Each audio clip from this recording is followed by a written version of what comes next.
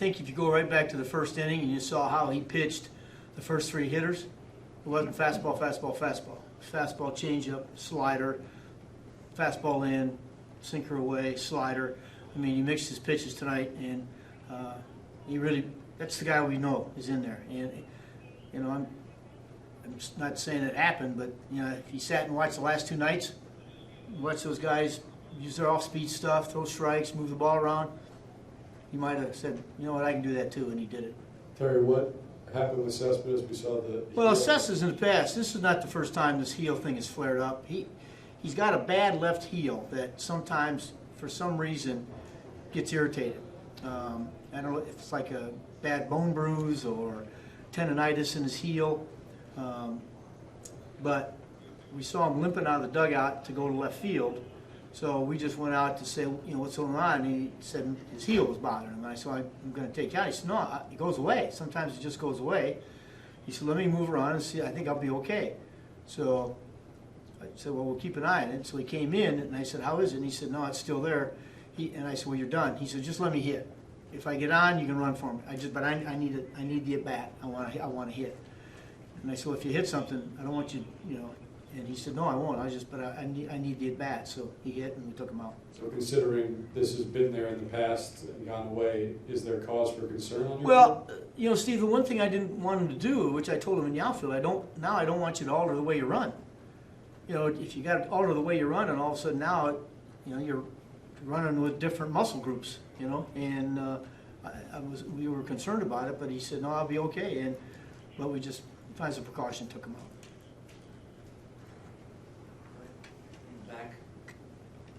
Do you have a timetable? Will he play tomorrow or anything like that? Again, we'll wait till he gets here tomorrow. He's scheduled to play tomorrow, but I can't. I won't know now. I don't know just yet.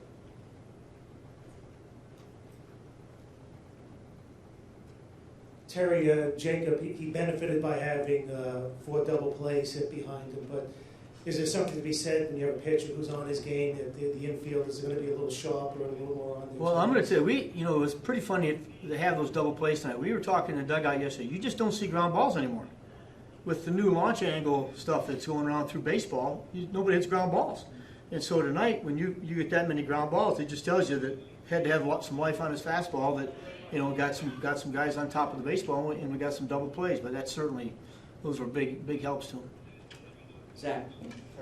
Could you use Conforto as a pinch hitter today? What's the status of? You said you had talks before the game. Yeah, it was stiff. He came out. He got treatment before the game. He came out in the dugout early in the game, and I asked him how it was, and he said it's better, but he still feels it. So I just said make sure you get some more treatment during the game tonight, and try to check in early as you can tomorrow, so we got a feel for how you're going to be. But we'll decide tomorrow whether or not he's going to be able to play. Dave? I was going to say, Terry, that was kind of a throwback with deGrom. I mean, I think his last pitch was like 97. He was well over 100 pitches. I mean, does that give you some faith not only in him, but maybe in some of these guys can start giving you some length? Yeah, I do, Dave. I tell you, and it's only human nature, and I think I was talking to Wayne before the game about some stuff, but I think he and Harv added undue pressure on themselves to step up and try to carry the whole load. And but tonight he went out, and again, had we not had the 6th man this week, he would not have gone out in the 9th inning because he's going to have to come back on 5 days. And we saw what happened in Pittsburgh when we pushed the envelope a little too far. He had 2 bad starts right after that. So. But he's got an extra day, so we said we'd let him go a little bit. Terry, you kind of joked about it when you walked in, but is it frustrating when you take all the precautions that you think are necessary to keep Cespedes on the field, but it doesn't matter because he still has to come out for another reason? Yeah, it's very frustrating. It's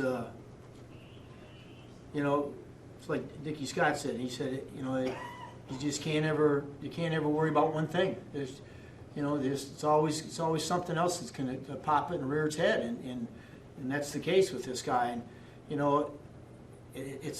and I know he wanted to play. I know he wanted to stay in. He wasn't happy about coming out. But as I try to explain, look, we talked about this the other day. The whole big picture is we've got to keep you in as many games as we possibly can. So if we miss you for 5 innings tonight, it may save us 9 innings in a day or so. And it's tough for him because I know he wants to play, but it's pretty frustrating when you know that, and especially when you only have a 4-man bench and you got to use a guy in the 5th inning. And another guy can't play, pretty short. So, but fortunately, we had Jake and he settled that. So. Zach? Sorry, there was the pop-up that dropped, as Drupal kind of heard from the crowd, he responded with 2 home runs and made a bunch of really nice plays in the field. Just your thoughts on just how he's handled. Once again, you got 2 shortstops out there, Zach, and I know Jose's playing third, but in his heart and in his mind, he's a shortstop, and you know the rules. Shortstop calls it, he takes it. You got 25 years of experience, major league experience between the 2 of them. They both think they should have caught it, so it's just was. I told you guys years ago, I had an old manager tell me those were errors of enthusiasm. So, fortunately, he came back and, made up for it.